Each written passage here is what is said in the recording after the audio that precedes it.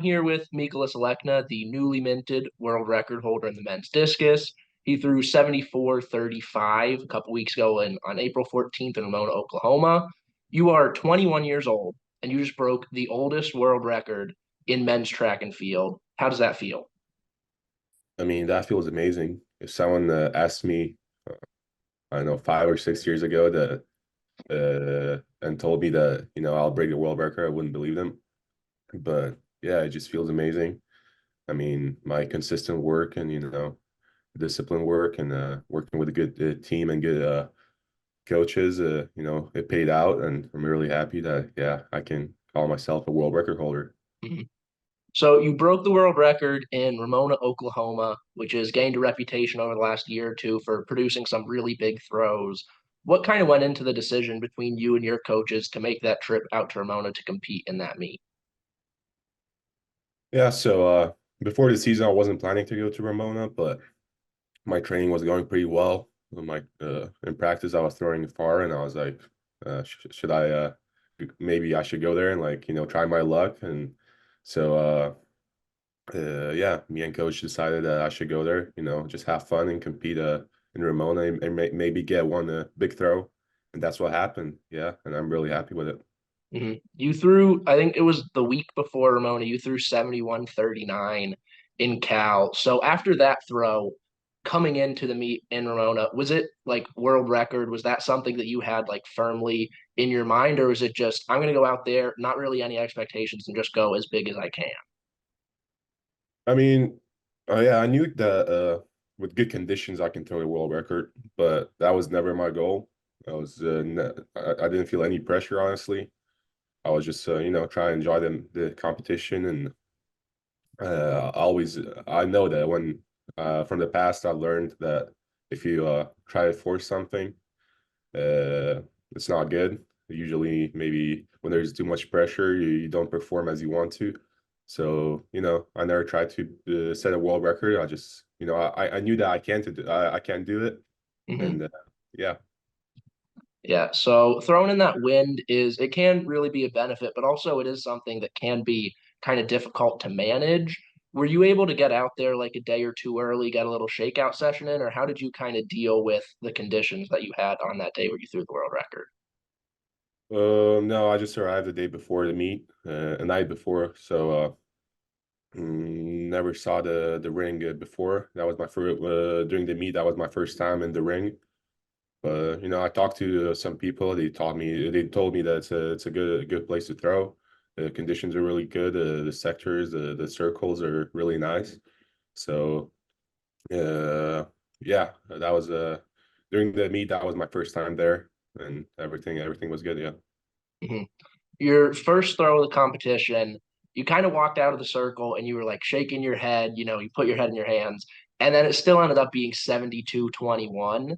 It was at that point I was kind of like, okay, I think this is probably going to be a world record kind of day. When that throw where you didn't necessarily feel great about it, but it was still that far, did that really kind of click in your head like 74 plus could be a real possibility today? Oh yeah, for sure. Because my first throw was, I didn't think it's gonna go that far, and yeah, it wasn't my best throw, and yeah, I was a little bit disappointed, but then I realized that yeah, this today I can throw really really big, and it's just a matter of time. Yeah, Now, that fifth round throw where you actually did break the world record, it was originally marked at 74-41, steel tape adjusted to 74-35. Did you know as soon as that one came out of your hands, did you know that one was the big one? I mean, yeah, I think if it was a regular meet without no wind, maybe in the stadium it would have been like it felt like a 71-meter throw. Because I throw over 70 in practice. I know how it feels, and I thought it's gonna be if there was no wind, it would be around 71, but the wind was great. So yeah, I had a in my mind, I knew it's probably further than 74 because the wind was really good. So yeah, I felt like a really nice throw, really smooth, light, and yeah, and long. So yeah, I Yeah. knew it's gonna be good. Yeah. And so at the meet, Ryan Crouser was also there because he was there with Roger Stona. And it was just really interesting to see, the shot put world record holder watch the discus world record get broken. And I don't know if you've seen that picture of him standing in the Yeah, back of yeah, the ring yeah, recording you at the yeah. beginning of the throw. So what was it like being able to do that in front of someone who has, done before what you did on that day? Yeah, it was great. I didn't expect Ryan to come to this meet, but I was really excited, and of course, it's really nice when I saw him when I was throwing. He was filming my throws behind this circle. Like I could see him every time. It was really fun. Yeah, I'm really happy that he came to the meet and watched and supported all the throwers, and it was really nice. Yeah. Mhm. So you got the world record. You also got the family record. You took that from your dad, Virgilius. What was kind of his reaction from you breaking his family record? Was it just, did he have any like kind of like playful ribbing with you, or what was that like? Yeah, I talked to my dad. It was late at night when I broke the record. I think he saw the result, but he was still in bed, so I didn't call him. But I called him next morning, and yeah, him and my mom, they were really, really excited. My dad, obviously, yeah, he said congratulations, and he's really proud of me. And they support me since day one, and I'm really happy to have parents like that, and of course they're really happy. Yeah. Hmm. And when you were growing up, your dad, I mean, for my money, your dad's the greatest discus thrower in history. Have you ever felt any kind of pressure from being, having Alekna as your last name going into any competitions? No, honestly, I never thought about that. I throw discus because I like it, not because my dad wants me to throw or like other people wants me to throw. That's my choice. I decided to do it, and you know, I've heard people saying, "Yeah, your dad is a great discus thrower," and to try to put pressure on me, but that never gets to my mind, and I just try to enjoy when I throw. That's what I love to do, and I don't really care how I do, as long as I like it and I enjoy the process. And I don't care what other people say. Yeah, so not really. Yeah. Do you have kind of a favorite memory from growing up, going to some of your dad's big competitions at Olympics and World Championships? Do you have like one moment that really sticks out for you standing there in the crowd watching your dad compete? To be honest, I've never been to a big meet with my dad. Uh, I would always stay at home. My dad didn't like having he would like to go to the meets alone and focus and without a family. So I would always watch the meets on the television. But I remember watching London Olympics in 2012. I was 10 years old, so I remember that really well. He was fourth, and I was really disappointed. But then I was disappointed. But now I realize that he was already 40 years old. He's not one of the greatest of all time, and the fourth place at 40 years old, throwing 67s. That's really really good. And I hope I can throw over 67 at that age as well. And now it's not just your dad, your brother Martinez. He had a really strong year last year, throwing over 67 meters, and he's only a couple years older than you. Was there any kind of friendly sibling rivalry between you guys growing up, just going back and forth in the ring? Yeah, I mean there was a rivalry, but we get along really well. We train. We always when I get back home, we always train together. And I mean, my dad and my brother started throwing discus 2 years before me, and I joined him 2 years later.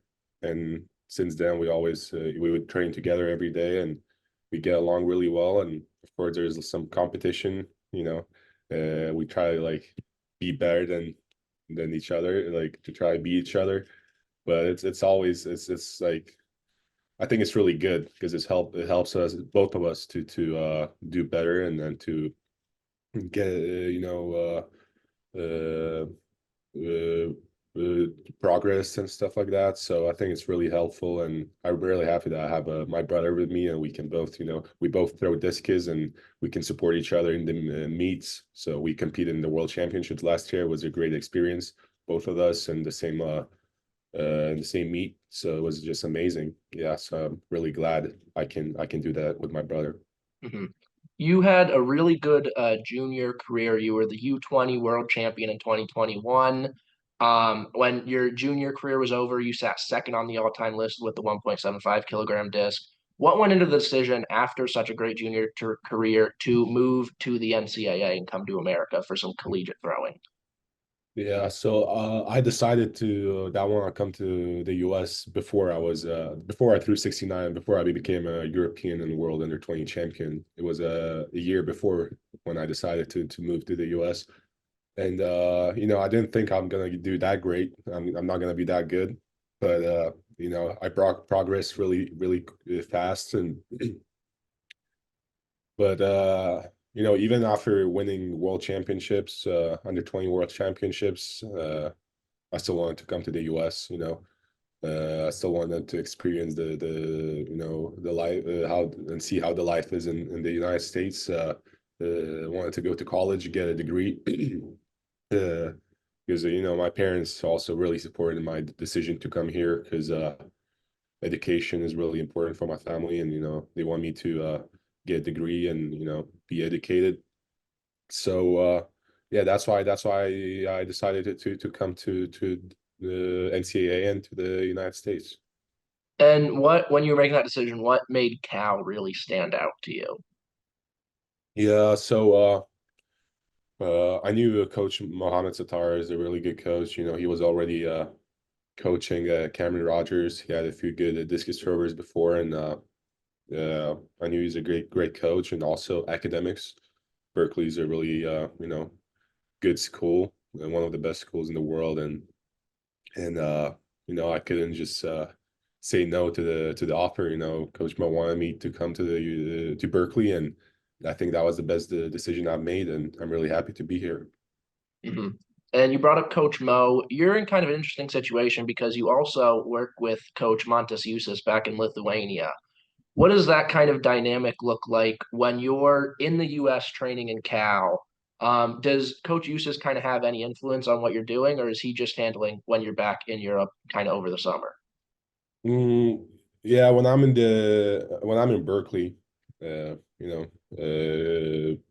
I mean, Montes is, I sent him some videos of me lifting. I sent him videos of me throwing. We talk about throwing a lot too. I call him every week. But uh, it's a coach's job, I would say. Mo communicates with the Montes. They're always in touch. They always discuss what's best for me, and they work together as a team, and they get along really well, and I'm really happy that they have they both of them have the same goal. They want to help me out. They want me to be to do my best, and they work towards that goal, and uh and yeah, I'm really happy that my coaches get along really well, and we're a really good team together. Mhm. Most of Sidious Mag's readers are usually more tuned into kind of the running events. So could you just kind of real quick walk us through what a typical week of training looks like for one of the absolute best discus throwers in the world? Yeah, so I train on Mondays, Tuesdays, Thursdays, and Fridays, 4 days a week, and you know Monday and 4 days a week I throw, and then on the same day I also throw discus and do some technical training. So I train eight times a week and 4 days a week. So yeah, that's basically it. And you and your coaches have kind of an interesting philosophy, kind of in the weight room, kind of opposed to what you see from some of the guys over in Europe, like Daniel Stahl and Christian Che. They lift really heavy a lot, but I know that you and your coaches aren't necessarily focused as much as putting up those like really big numbers in the weight room. When did that kind of training philosophy, I guess, start? And then what kind of would be the reasoning behind that? So yeah, I think everything depends on the thrower and on your body, because we're all different, and some people like to lift heavy. And since I got to the sport, I never tried to lift heavy. I would focus on speed more. And Mantas uses notice that, and when he writes my training, he always he makes sure that all my lifts are really explosive and fast. And most Atara has the same philosophy in training, and it's just like, I think it depends on the thrower. For me, it works, and for other throwers, they like to lift heavy, and that works for them. So I think it's everything depends on who you are and how your body's developed. Mhm. And so you are redshirting this year at Cal. Does that mean that you're planning on throwing collegiately again next year in 2025? Yeah, that's my plan. Okay. What kind of goes into that decision when you're already, a two-time world championship medalist, potentially an Olympic medalist this year, the world record holder this year? What is kind of the reasoning behind you staying competing in the NCAA as opposed to fully going pro? Yeah, it's mainly it's not that I want to compete in NCAA. I just want to get my diploma. I want to get my degree from Berkeley. That's the main idea. And if I compete in NCAA, I get a scholarship, so I don't have to pay for education. So that's why I'm doing it. So yeah, I'll take one more year. Next year, I'm gonna stay in Berkeley. I'll compete in NCAA, and I want to get the degree from Berkeley, Hmm. What are you studying? What would your degree be in? psychology. Interesting. So now you are already the world record holder. What are some of the kind of specific technical aspects of your throw that you're still working on day in and day out to keep pushing that farther and then compete better and better and better when it comes to the global championships? Yeah, so the things that we're working on in practice, may seem really simple. We don't work on, I see some throwers, oh, your leg has to go like 40 degrees or 50 degrees. We don't go to in detail like that. All I, focus on is the feeling of the throw, I'm trying to stay long, trying to stay like relaxed and on the ground and try not to jump during my throw and it's just, and being more patient. So that's the only things I work on, honestly. Yeah. Hmm. And with your technique, you, your dad, and your brother kind of have the signature Alekna tuck, kind of keeping that left in the middle of the circle a little bit more than some other throwers do. Is that something that kind of just has been you just kind of learned it from your dad and that's just something you've always been doing, or is that something you've kind of experimented with as your career's gone along? Yeah, it's just I mean, I was taught like I mean, yeah, my dad taught me how to throw discus. He was the first, you know, I used to go to, practice with him when I was young. So that's how he taught me to throw. And, I never try to change it. It works for me. It works for my brother. It works for him. And, now like I don't even think about it. It's just a part of my throw. It's a habit. And, it seems to work pretty well. Hmm. So now, with this being an Olympic year, the past two world championships, you've kind of gone into them as kind of like, the young kid. You're still obviously one of the top throwers in the world, but maybe there wasn't as much pressure on you. Now you're going into the Olympics, which in and of itself brings more pressure than a world championship. And you're also now the world record holder. What are kind of you and your coaches going to do to kind of try and manage kind of handling that pressure as the season moves along? We get closer and closer to Paris. Yeah.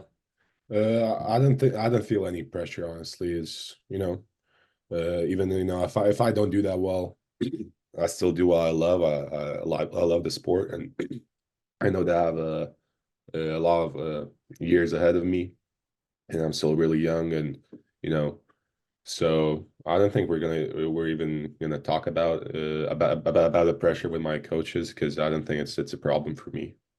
Hmm. And then last couple questions here. What would you say is your favorite competition that you've ever been a part of?